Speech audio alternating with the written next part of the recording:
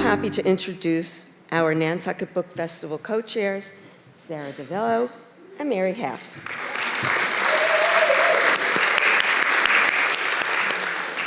Sara is also a presenting author at this year's book festival. Well, you know that, but there she is. I read the book earlier this year when I was Sara's author advocate. This true crime murder mystery is a page-turner if you haven't read it. Sara has given us a fascinating recounting of life in the Roaring '20s in Manhattan. As the Associated Press stated, this is a murder mystery packed in history. It's so good. I hope that you'll all enjoy it as much as I did if you get a chance to read it.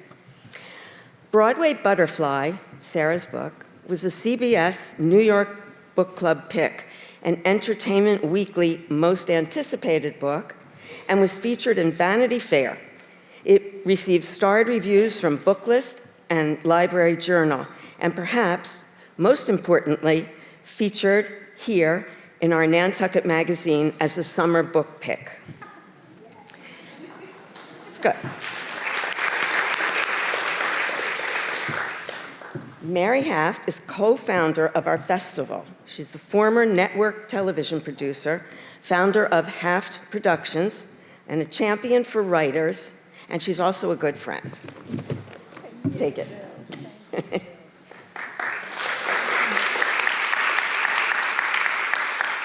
We actually would not be here without Jill Karp. Wendy Hudson and I co-founded this 14 years ago. We met with Jill Karp, who literally was the little engine that said, we can do this. So Jill Karp, we are in your debt.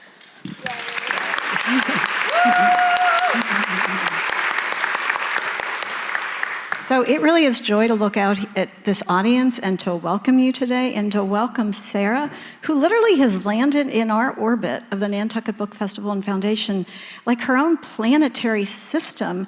And she has literally lit up every corner of our world. And we're just so grateful to have Sara with us, and especially now to celebrate her incredible book. So what I was thinking is like, well, Sara's the true crime writer. She is the host of Mystery and Thriller Mavens.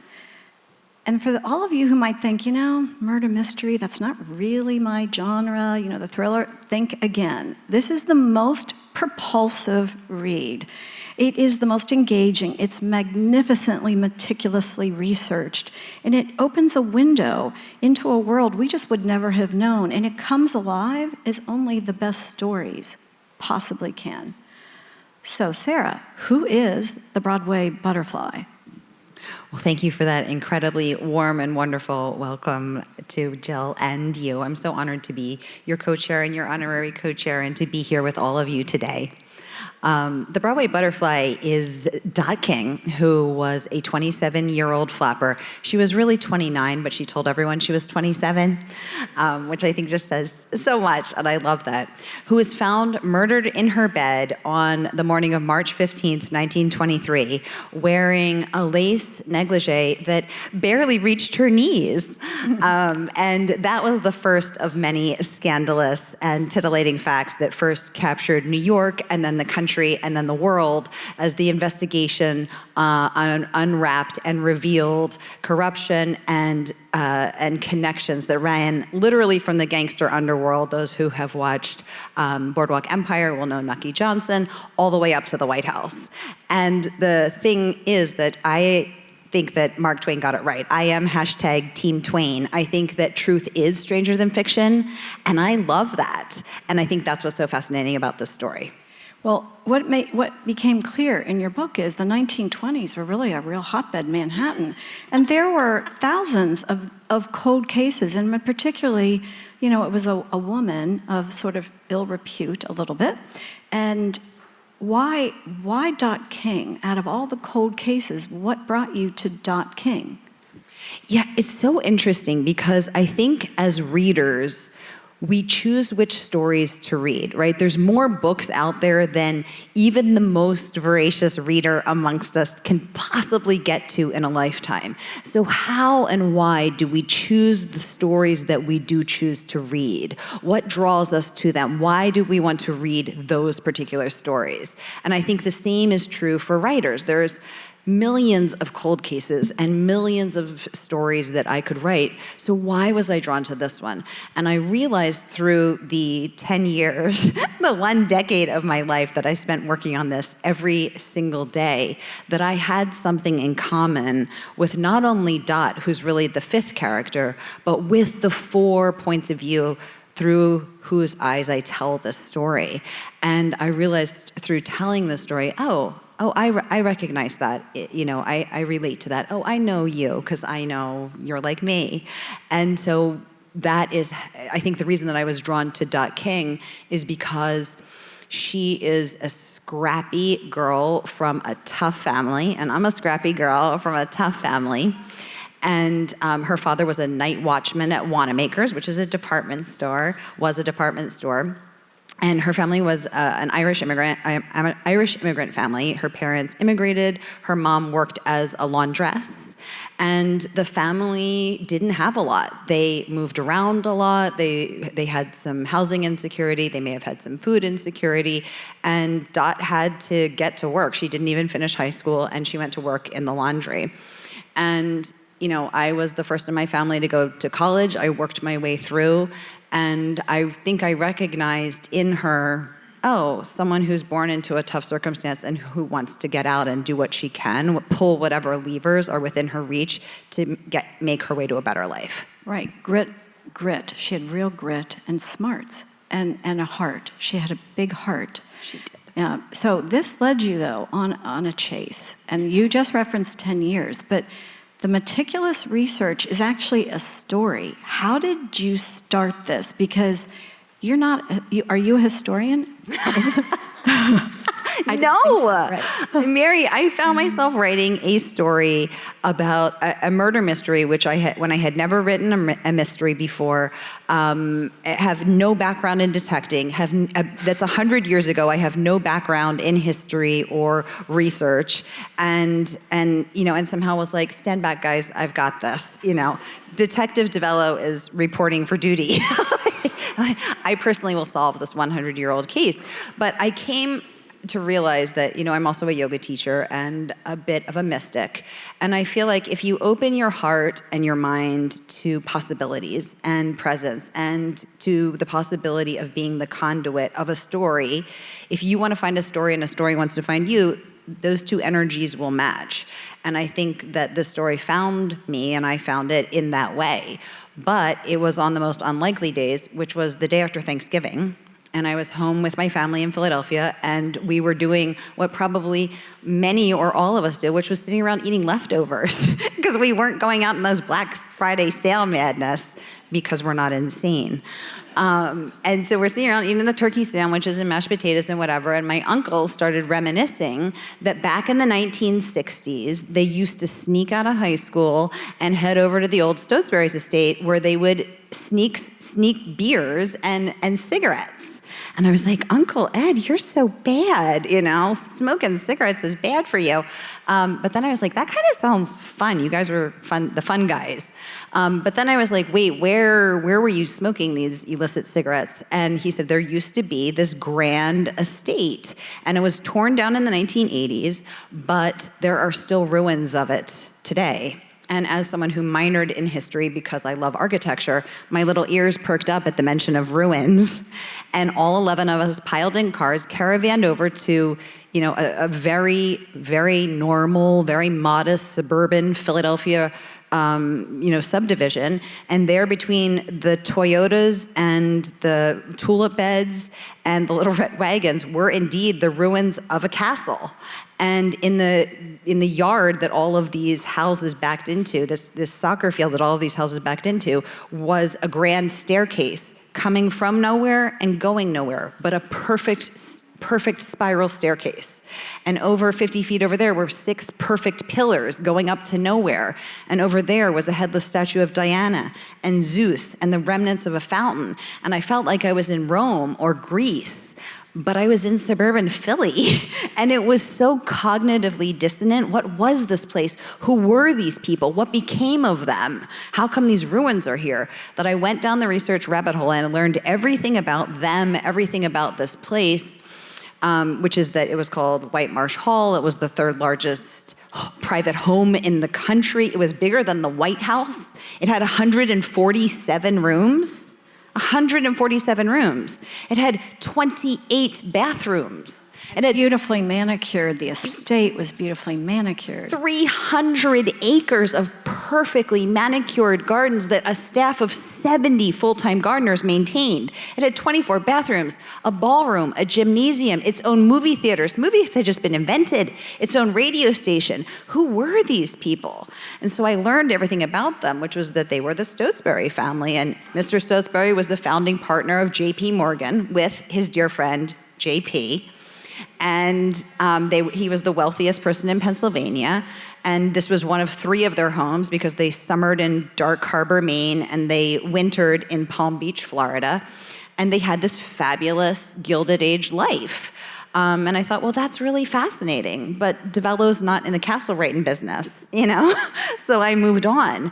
But I had a spidey sense that there was a story here. I could feel it in my bones. And 3 months later, I went back and I found this 1950s book that was something, I forget the exact title, but it was something like Scandalous Philadelphia, the 100 most shocking things to ever rock the Quaker city. And, you know, we're in Nantucket. We know it doesn't take much to shock a Quaker, right? Like, they shock easy. They're delicate people. But there, you know, in that book was one paragraph, one line that said, oh, in 1923, the Stotesburys found themselves in a very uncomfortable situation when they found themselves connected to a murder. And I was like, and there's my story. And that is, for those who have yet to read the book, that is the beginning link to our Dot King, our tragic heroine. And it really does paint this extraordinary world. But the research, so talk about, you had to go back into finding the microfiche. Like, this book is exhaustively researched so that you really, you bring the 1920s alive in a way that there's such literary skill and finesse to your writing because you really embody a world. But before I get to that, I really am curious because it was, my memory is you had miles of little teeny microfiche. How did you go through and find all of that? So when I started this research in 2013, the archives of the New York Daily News, where my lead reporter, Julia Hartman, was the lead reporter on this case at a time when less than 20% of American women worked outside the home, and those 20% worked primarily in domestic service, in factories as shop girls. They did not work in newspapers, but Julia Hartman did. And the very, very few women who did covered the so-called ladies' pages, you know, cooking, astrology, advice for the lovelorn, how to catch a husband, you know, all that good reading. But Julia Hartman covered the crime beat. She was throwing elbows with the guys. I want to, because I have this one about Julie, because she is a captivating character. And we really follow this story through Julia. And she is an enterprising, and she calls herself a newspaper man. Yes. And she's really indefatigable. And after an attack in a cab, Sara writes, and yet she went on because she was a newspaper man, because she was a woman, and because the essence of human spirit is resilience. Everyone, Julia had learned, found a way to paint themselves as the heroes in their own stories. And that's what led you down the rabbit hole of finding the microfiche and finding her. Yeah, exactly. And when I started in 2013, the microfiche, the archives of the New York Daily News were not digitized. So you cannot, you know, go to Google or go to newspapers.com and type in Julia Hartman or Dot King. You have to go into the dusty bowels of the New York Public Library, and you got to pull the drawer out and go to the ream of microfilm, pull it out, feed it through the machine, and then click, click, click, click, click, go through every single page and visually search for the name Dot King or Julia Hartman or anything. And most people didn't have bylines back then. Julia had just earned hers 2 weeks before this, but even then, not all of her articles are bylines, so I'm looking for anything about the murder. And it's a lengthy process, Mary. It's also, what's so striking is it got to the point where she did such exhaustive research that she could recognize Julia's voice in the writing. So even though Julia did not have a byline, she could identify that article was actually written by Julia. So it's fascinating. There's another woman that it's such an a very modern commentary too. I mean, Sara is bringing up themes that we are still confronted with today, with sexism, with racism, and she writes these characters in this marvelously humane way. And another hero is Ella Bradford, and that's another really, truly pioneering woman, a woman of color who is confronted with racism and sexism, and who is really pulled into a corner. She is the confidant. She is the one true loyal friend to Dot King.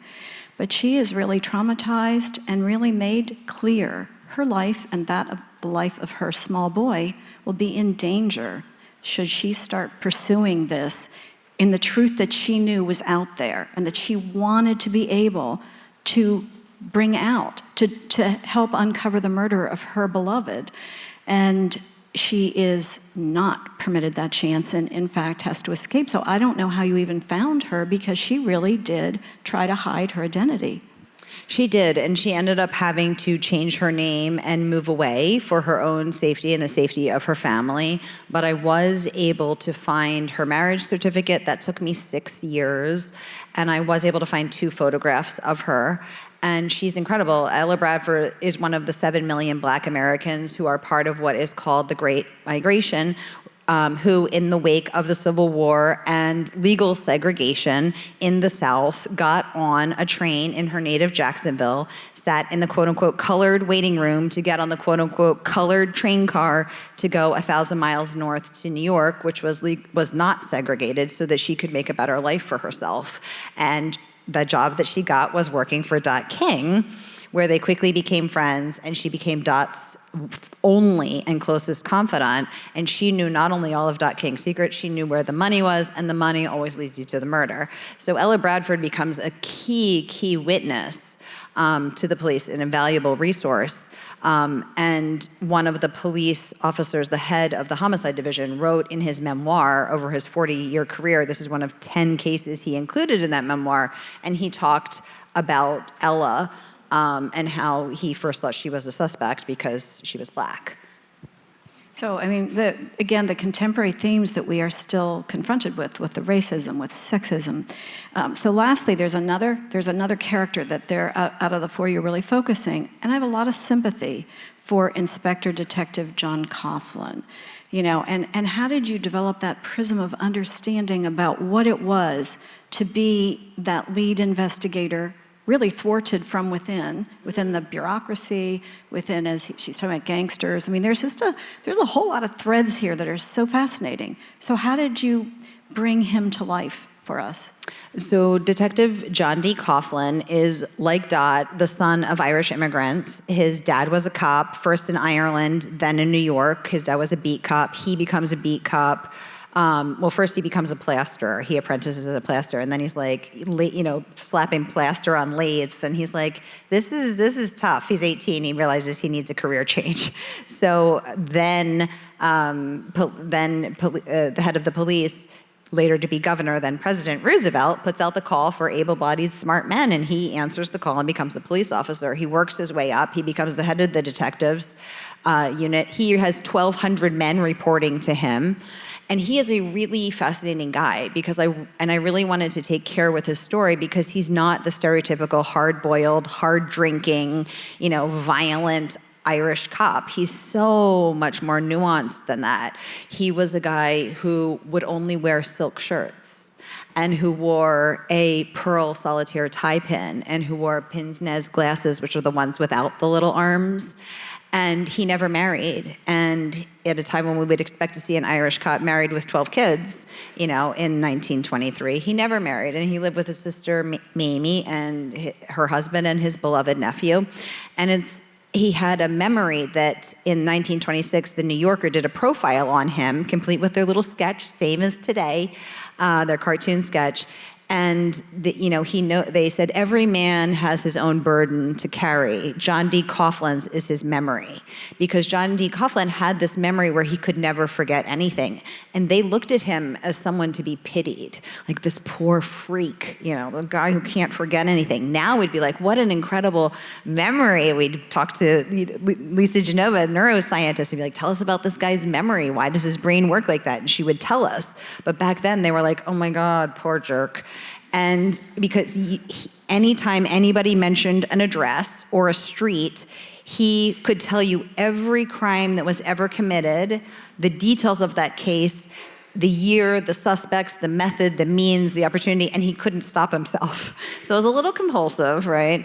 But fascinating. But it's also why we have such sympathy for him, because you really drew him out in a way that brings his humanity, and the fact that he is thwarted. Had he been let loose, we would know the killer. Exactly. And he has to fight, inter-office and intercity politics. And, I really realized that not only did I have something in common with him and with all of them, but I really love him and I really love all of them. Mm-hmm. And I think ultimately, if I had to just say what is the nucleus of the story, it's about justice and it's about fairness and what is just and what is fair and who has access to that and who has prevented access to that. And for Coughlin, he who is in charge of meting out justice to others himself has his hands tied in his ability to do that, which is, ironically, unjust. Exactly. But it's also because as we're threading this through, and as we said, it's actually, maybe we didn't make it clear, it's an unsolved murder. So the killer is out there. And so speaking of killers, that's another little cast of characters. And again, with some modern relevance, what money and power can do to help obscure crime, to help ease your passage in the legal systems, was very much present in 1923. So we have the very wealthy and poor jilted, betrayed spouse, Frances. Poor thing. So it is she is the wealthy Stotesbury who marries John Mitchell, who becomes murder suspect, I don't know, number 1, number 2. Mm-hmm. There's also Albert, how do we pronounce his name? Guimarães. And boy, is he a shady character. So tell us about these two and the spectrum, because they're very different motives and they're very different people and relationships that bring them into the scene, into the crime scene. Yeah, so Dot King was a scandalous woman who lived a scandalous life on her own terms. And at a time when you went from your father's home to your husband's home, she said, I'm going to live by myself and have multiple lovers and see multiple men and make my own money and make my own choices. And those may not be choices that we agree with or understand or want for ourselves, but she truly blazed her own trail, and part of that is that she did have multiple lovers. So 2 of those become the 2 prime suspects. So the first suspect is Albert Guimarães, who is a Broadway gigolo. So he is actually fighting extradition to Boston, where he was last seen swindling investors, selling penny stocks and marking them up and stealing all the money. And then he hightails it out of there to New York. And Boston is trying to extradite him back to Boston. And New York's trying to fight that because then they're trying to keep him there to investigate him for Dot King's murder. He's busy. He's got a lot of lawsuits going on, right?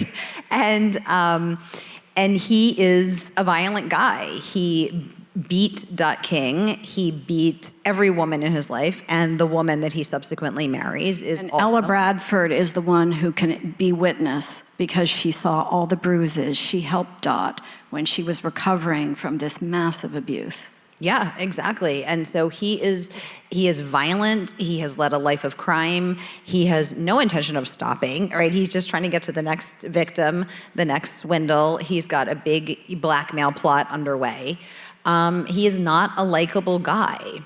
And yet, and we have to be capable of holding 2 thoughts in our minds at once, he is also the victim of racism because he's Puerto Rican and he's brown. And the police immediately are treating him completely differently than they're treating the white male wealthy, suspect. right, wealthy, who is the Stotesbury. We cast the character with this extraordinary castle that's abandoned, and that was the Stotesbury family Mitchell married into, but he was also very successful with a tire company, I think. Yeah. So a very successful white man who is able to kind of grease the wheels and possibly undo justice. I'm going to end on that question. That's going to be my last one. But there is a passage that really resonated, and I gave you the book, marked it. But what's What's really, and again, for anyone who hasn't read this, it has such a literary feel, and you are so drawn in. You created a world, so actually two parts of this. How do you take what are all the facts, 1923, all these facts, but how did you create the depth of story with the dialogue, with the descriptions? You made this come alive. How did you do that? What is the leap that you could make to create that world? Well, Mary, finally, my anxiety and OCD is coming in handy because I was able to meticulously go through down to the nth degree. And, and I think it's the details that enrich the story. So I spent, I think, 16 hours researching how much daycare would cost because Ella Bradford is late to pick up her son because the police are questioning her. So how much would that have cost? The answer is 1 nickel a day. They didn't really have daycare back then. They had, local neighborhood women that kept watch over the working women's sons, or children. But it's that it takes many, many hours to get one little nugget that you just mention in passing and that you wouldn't even probably notice. But it's like salt. You sprinkle a little, I'm a cook, you put a little salt, some basil, a little pepper, you got to season it. And all of a sudden it's richer for it, even though when you taste it, you might not say, oh, I taste that extra 1/8 of a teaspoon of salt. It's like, no, but you taste it better because it's there. Yeah, but here's the ingredient she's just failing to mention, and it's so obvious to everyone who reads it, is the artistry. It's her gift as a writer, and evidenced by, could you read that passage? Yes.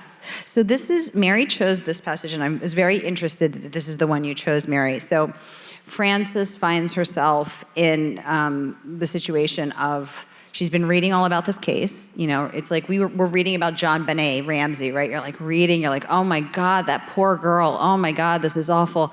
And then one day a reporter shows up on your door and says, hi, would you like to comment on the fact that your husband is the prime suspect in the John Benet Ramsey case? And you're like, I'm sorry, I think I just hallucinated. What was that? Like the case I've been reading about. And that moment is actually how this whole story came to me. It wasn't through Julia, it wasn't through Dot, it was two reporters showing up on a completely innocent woman's doorstep and saying, did you know that your husband's a murder suspect? And how would that feel? Because when you are married to someone, you're saddled with them, for better or worse, as we all know. And what if it's worse? What if it's way, way worse? And I started thinking about Silda Spitzer and Hillary Clinton and Melania Trump and all of these women who throughout history have been cheated on and humiliated and have had to stand there and smile and nod and eat it. And why are we still doing that 100 years later? And that is why I wanted to look at the story. So Frances is ruminating to her stepmother, how can I stay with this guy? She doesn't want to stay with this guy who cheated on her with a woman half her age while she's home with the kids, taking care of their home, tending their children, tending to the beautiful life that she's created through her money, by the way. And it's also, in society in the 1920s, it was a hard-fought, hard-won position that Frances had created for herself. And you did it by being a society person, throwing in the right parties, politically correct. So she finds herself in this terrible, terrible crossroads. And then he's pulled it out from under her. So she says, I'm not going to stay. I'm not going to do this. I won't let him. And Eva, her mother, says, you can save your family, Franny. Eva's face softened. My darling girl, women are the moral compass of society. We exert our good influences on our marriages, our children, the circles in which we move, and the communities in which we exist. Without us, the moral structure of society would disintegrate, and with that, society itself. So we forgive, even when our hearts are broken. We hold our heads up and march on when we feel as though we might die, because we're women and we're wives. It is the bravest and best thing we can do, and our worlds and the world at large are better for it. Case in point, literary artistry. But it's so beautiful. So Sara, what drew you to make that commentary?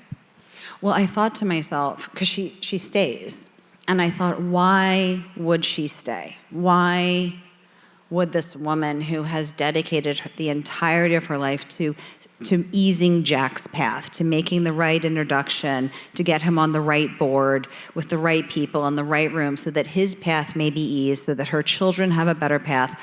And he has taken all of that and he has smashed it and he's humiliated her in front of everyone. Why would she stay?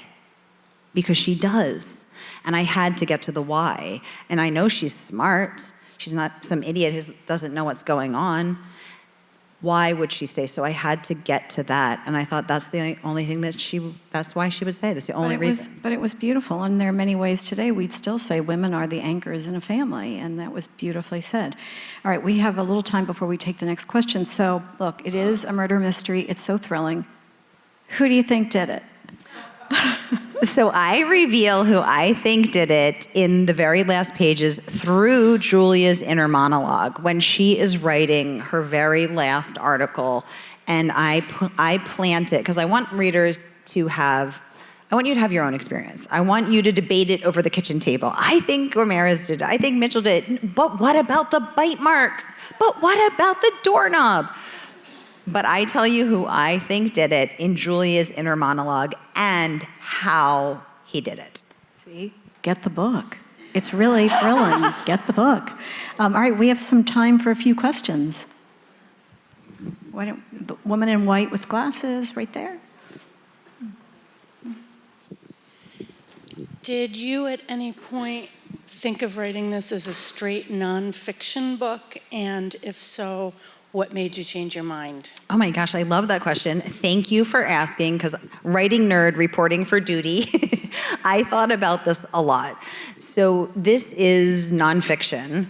It is 100% true, but I wrote it in the style of a novel. So when you're reading it, you would never suspect that this is a true story. It's not that, it's not like Casey Sherman's journalistic approach. It reads like just a regular fictional novel. The reason I did that is because, again, I'm Team Twain. I think Mark is right. Truth is stranger than fiction. I love that. The burden on a fictional writer is to make an imaginary world believable. But no matter how well you do that, no matter how beautifully and artistically you do that, someone will always say, oh, that would never happen. She would never say that. Nobody would do that. No one would stay with a husband that, cheated on them and humiliated them in front of everybody. But truth is stranger than fiction. So when you write nonfiction and someone says, that would never happen, I can say, oh, but it did. And that's the end of the conversation. I can lean into the ludicrous, into the crazy, complex, conflicting humanity that exists within all of us, those warring tensions that we have many facets and many selves to many different people, and that we are all capable of things that we would sit here today in this church and say, I would never do that. But the truth is we would all do whatever we had to do to survive. So when it comes down to it and people do crazy and weird and fascinating and hilarious things, just Google Florida man and let Google provide that entertainment, right? You can say, here it is. And I also think that kind of writing can be a little dense. It can be a little slow. It can be hard to sink your teeth into. We are busy, we are overstimulated, we're exhausted, we're doing too many things. Ain't nobody got time to sit down and do World and Peace today. I mean, maybe you do. God bless you if you do. Or Moby Dick. I bow down to the people who do. I don't. I'm busy and I'm tired. So I want to make it as readable and quick as possible. So I thought, what if I take my favorite thing, the unbelievable but true, but I take the readability of fiction and I mesh it up? And that's what I did. It's a great amalgamation. Okay, any other questions?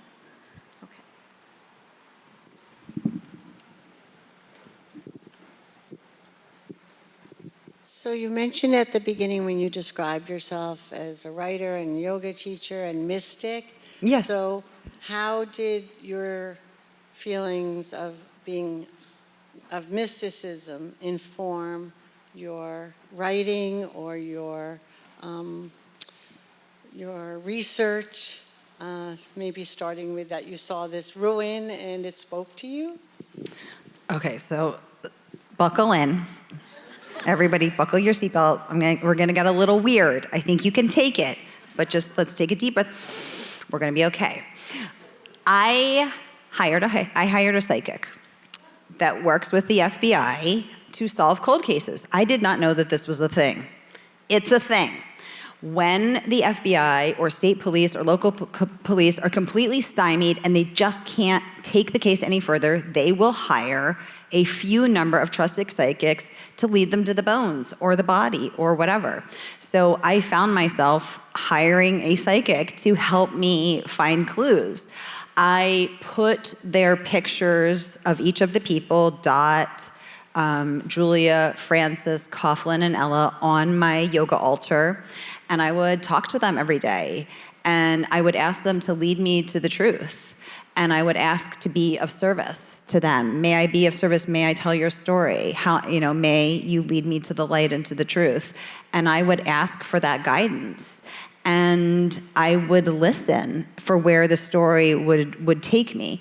And a scientist would say, you read Julia Hartman's articles so many times that you learned her voice. This is true. I read them, then I read them out loud so I could hear them, then I transcribed them to ingrain them in my brain another way. Then I read them on paper, then I read them on the computer so that I was reading them on screen, on paper, audio, then I listened to it back so that I could get her words so deep in my viscera that I could even anticipate what she would say or how she would say it. So scientifically, yes. Was I ingraining that in my brain? Yes. But mystically, was I saying, take me where I need to go? Also, yes. I was walking down the street in New York City. I was staying with a friend, and a water main on 6th Avenue broke. It burst. And they had to jackhammer up 6th Avenue all night. This was not a quiet process. I did not sleep a single wink. It was like, in my brain. So I look out the window. I can see this is not going to get wrapped up anytime soon. It's going to be another couple of days of jackhammering up 6th Avenue. So I Google, where's the nearest Bed Bath & Beyond? I got to go get a white noise machine, to drown out the jackhammering. And as I'm walking through Tribeca to the Bed Bath & Beyond, which is about as far away from mysticism as you can get, right? I hear wedding bells, and I am a sucker who loves to see a bride in a dress. I'm like, oh my gosh, where's her dress? I want to see her. So I'm looking around for the bride, and then I realize it's 11 a.m. on a Tuesday, and this is like a work zone. There's no brides, there's no temples, there's no church, there's nowhere a bride would get married. And there's not even like a little park, there's nowhere. So I'm like, and then I realized, oh my God, no one else is hearing these bells, how embarrassing. So I'm hearing things. So I go to bed, I'm like, doo-dee-doo, nobody knows, just play it cool. I go to Bed Bath & Beyond, I get the white noise, and I come back to where I heard the bells, and I look around, and I hear them again. And I see across the street a very old building. And I go over to the guard standing outside, the security guard outside the building, and I said, do you keep old records here, marriage records? And she says, no. And I was like, oh my God, I'm so embarrassed, of course. And I start to walk away, and she said, but we used to, but we just moved them across the street, down the block. They're over there. And I said, from the 1920s? And she said, yes. I go down the street. I said, can anyone go in there? She's like, yeah, public records. I go in there. I go to the 1923 room. I go to the drawer. I pull it out, and there's Ella Bradford's wedding certificate, which I've been looking for 5 years. And Ella Bradford got married in that building. I believe. I mean, that's an extraordinary story. Wow. We probably have time that brought up a fabulous whole question. Is there another question from anyone in our audience? In the back. And then we all watch the mic get run over there. Hopefully this will be an easy one. So what's next for Sara DiVello? Hi, Tim Weed. Thank you so much.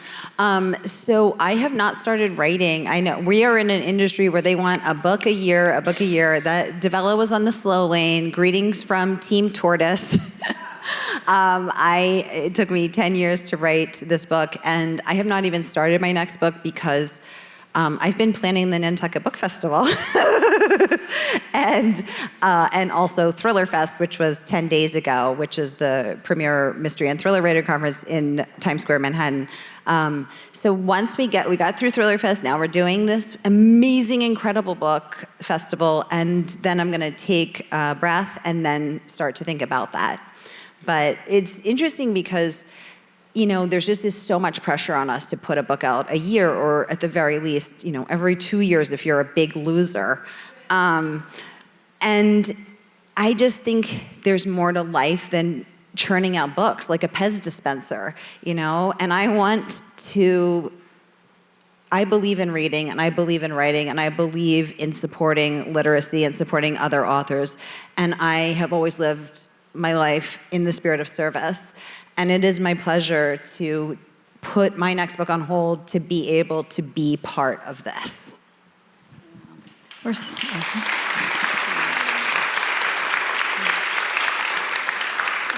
This is why I said that Sara has dropped into us like her own planetary system and lights up every corner of our world. So thank you all so much for coming. She will be signing books outside. So thank you so much for coming. And I just want to say one more thing. My sister, Captain Hannah DiVello in the US Army, flew all night from Germany, where she is stationed for 3 years, to be here with us today. This is my first book event that she has been to, because she's been out. My book came out in August, but for the past 10 months, she's been out in the field or doing various trainings for every single one of my events. And I said, this is my last one, and she took 10 days of leave and flew all night, overnight, to be here with me. And I just want to say, Hannah DiVello, thank you for your service. Captain DiVello, raise your hand. Raise your hand. Raise your hand.